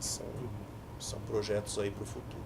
Muito obrigado, a gente vai estar à disposição. Eu espero que o Fábio consiga desenvolver, né, com vocês. Todos nós vamos estar juntos aí para garantir o melhor possível desse convênio. Obrigado.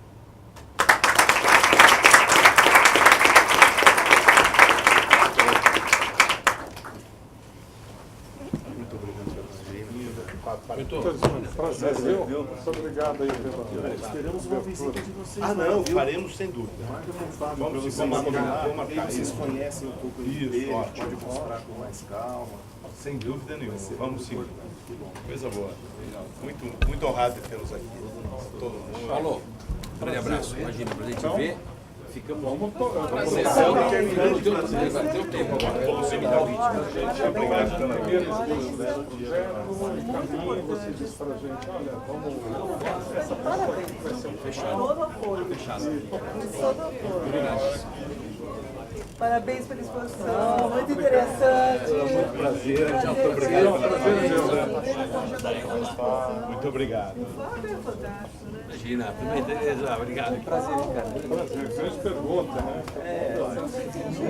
Está redirigindo. Deixa eu só vir em contato contigo.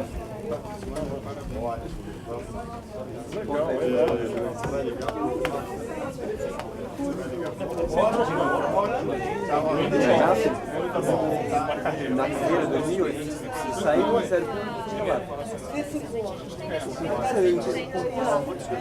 Eu fui prestativo em novembro de 2008, daí comecei em 2009.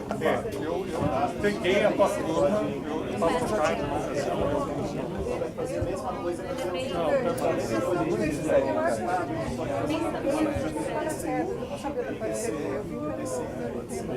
a parceria que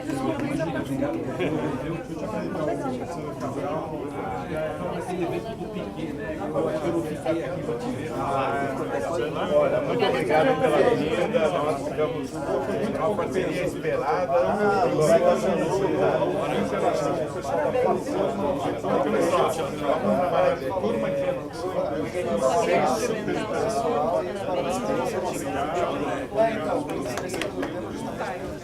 contente com a parceria. Já mandei no banco. Sem dúvida. Você já mandou? Um abraço.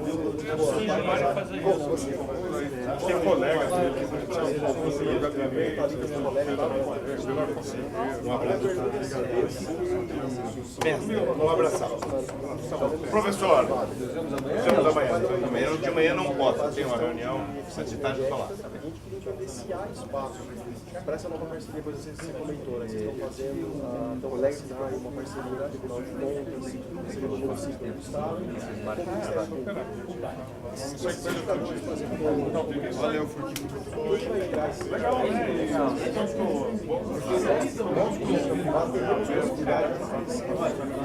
como parceiros, porque somos engenheiros, técnicos, saber se há espaço para a iniciativa privada ajude na construção dessa espaço. Fechar assim, isso é absurdo, né? Então você foi da turma dele na Assembleia? Ele é meu veterano de 3 anos da nossa. Ah, tá. Ele estava lá no primeiro ano, 4 anos. Você conhece o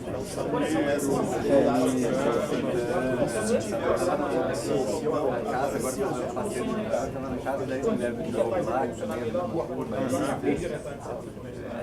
só essa ali tinha uma disputa que eu sou economista, 10 anos mais velho. Eu ficava, não sabia mapear direito, mas tinha uma disputa que você deve ter visto, que era a disputa pelo 11 de agosto, estava em Brasília.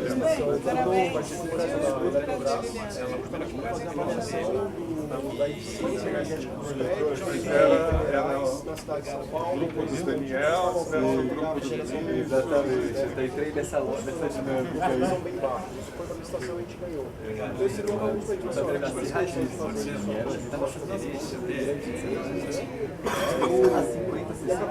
gente fazer ali, trabalhando diariamente. Isso é legal. Uma escola, né? Agora, eventualmente é um futuro presidente. Devolver o que ele veio buscar, gosta de fazer campanha para implantar. A dissertação deve ser aplicada. Exatamente. Mas assim, eu acho como tem conversação desses últimos 10 dias ficaram bastante. Eu não vou se isolar muito, né? De repente você tem a velha política do Mas é muito difícil prever. Prazer, viu? Fico feliz Se você aí. voltar lá para o Ministério Público, para visitar, conversar, Com certeza. Prazer. Eu saí da faculdade e me formei em dezembro de 2005. E daí eu trabalhava com o Guaracini Gás, nessa parte de tecnologia, etc. E aí ele falou, olha, você trabalha lá no MP, vai abrir um concurso para gente promotor. Você não está prestado? A gente continua trabalhando. Eu prestei, mas assim, né? Tava ali aquela coisa. Daí estava viajando nos Andes, alguém me disse, não, você passou em primeiro no concurso, você precisa voltar para fazer o teste físico, senão você não pode assumir. Eu larguei tudo, peguei um avião e daí comecei esse processo. São Francisco. Mas muito legal, fico muito feliz assim, de ouvir o... Fechado. Muito obrigado.